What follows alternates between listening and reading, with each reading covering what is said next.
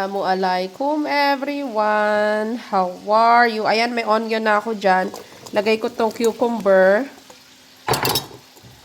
Ayan. Ayan, lagay ko tong kamatis. Alam nyo ba masarap to sa pritong isda, sa pritong manok. Lahat basta prito, masarap.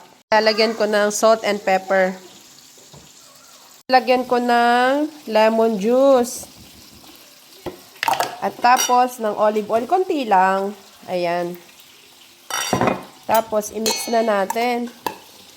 Ayan, masarap to. Ito ang ulam namin ngayon. O, diba? Salad with fried fish. And ayos na yung ano niya, lasa niya. Yung isda ko. Ayan. Nagluluto pa tayo.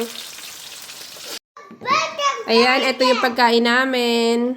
Ito na, ayan. Si Nana nakain ng salad. Ito naman si Apia. Kain na tayo. Let's dig in. Bismillah. Si Aba, Abi. Hi, me. Si Nana.